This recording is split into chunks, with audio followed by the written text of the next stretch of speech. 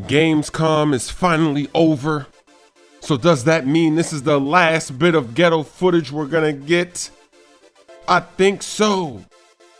First, we got some international gameplay again, and then we'll have some more NBA action for the second part of the video. But since this first part is international, let's talk about Team USA.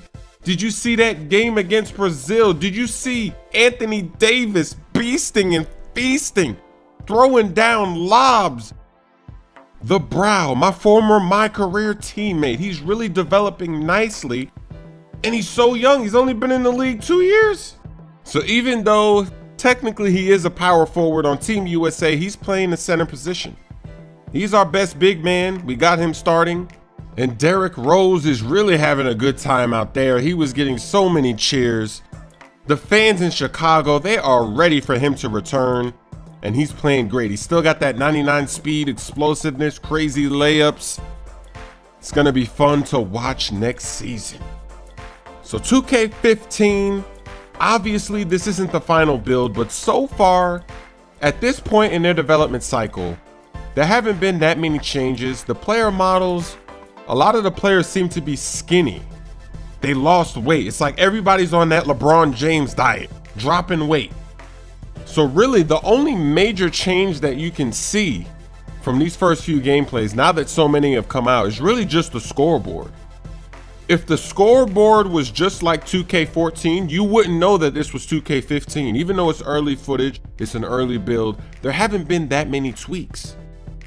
It makes you wonder, why would 2K allow this build of the game to be at Gamescom? Because this can't be where they are in the development cycle right now. There's just no way. There's not enough changes. Now we have to remember that last year, I remember there was some gameplay where we saw the leaning layup cheese. And we all thought that that meant that the leaning layup cheese was coming back in 2K14. But then when 2K14 was released, the leaning layup cheese was nowhere to be found, even though we saw it in those early gameplays. And they weren't even these kind of gameplays. The leaning layup cheese was spotted in an official gameplay, not recorded with the cell phone, but real gameplay. Was released on IGN's channel, so everybody started panicking. We said, whoa, the leaning layup cheese is there. For the last few years, 2K has slightly changed the controls of their game, so I wonder, are they gonna do that again this year? Like the flashy pass, are they gonna change that? Are they gonna remove the way you do it? Because I feel like no one really uses the flashy pass. Do you use it? If you play 2K14, do you ever bust out the flashy pass? I myself, I almost never do that, ever. It's completely useless in my book. And 2K even has a signature skill for this cheese. And the funny thing about that is when it was out, they were advertising it hard. Like they were like, yeah, flashy passes. They named that as one of the features of the game, and yet nobody uses it. Because I play my team and the people I go up against, I never see people using it either. So who knows what they're gonna do with that. Now, another thing that's interesting is that the Spurs are such a great passing team. In the NBA Finals, they really displayed their passing game. And that's something that is missing from 2K. You cannot pass like the Spurs in 2K14. So as we get closer to the release of 2K15, since the Spurs won the championship, the first thing that 2K should have worked on is the passing. And that was a nice crossover move by Tony. But of course he has to miss the shot. That's why it's a little disappointing that even though this is an early build, we know it's early, but the passing improvements, there's not really, you don't really see improvements there with the passing game. I see a few new passing animations, and look at that rebound sequence. Did you see that cheese?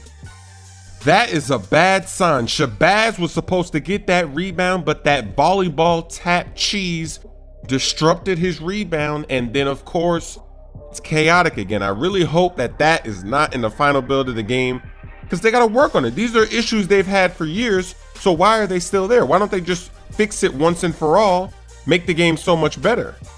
But the passing is the most important aspect of the game, and that's why if they don't get that down, oh look at that, they're trying to do lobs with the Spurs. That's why if they don't fix the passing, if you use the Spurs, you're not really gonna be able to dominate. You're not gonna be able to beat other teams that are cheesing because you can't take advantage of the passing. That's why the Spurs are so good, because everybody on the court is accountable. It doesn't matter who it is. When they run a pick and roll, a screen, if you're open for a split second, they make the right pass and it turns into an easy layup. Everybody can score on their team. Everybody can't create their own shot, but their passing creates shots for the team. And the next most important issue has to be the spacing, because the Spurs, you notice in the NBA Finals, none of their shooters got blocked on three-point shots. Even though that happens all the time in 2K14 because the spacing is so bad. And the spacing doesn't really look improved here in all the footage we've seen. Again, it's a pretty early build, so hopefully when the game comes out, we'll see some drastic changes in these departments. But the spacing and the passing is what makes the Spurs the best team in the league. That's why they won the championship, because of those two things. So 2K15 has to have those things down pat. The spacing is why people are running 1-3-1 zone when you play online, and that's another thing.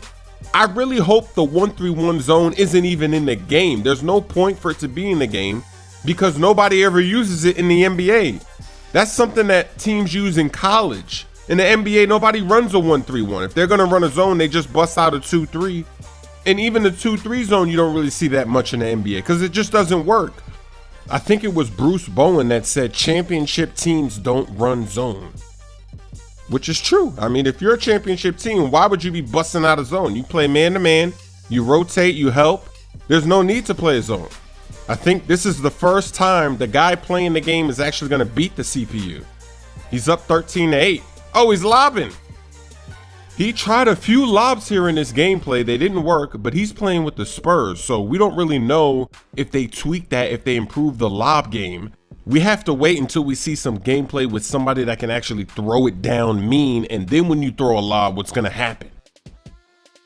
Buy a shirt by August 31st for your chance to win a free PlayStation 4. That's Howell in the game. He's not gonna shoot. I can't pass it that way. So it's really 4 against 5 right now. Back to Barnes. Let it fly. Ah, man.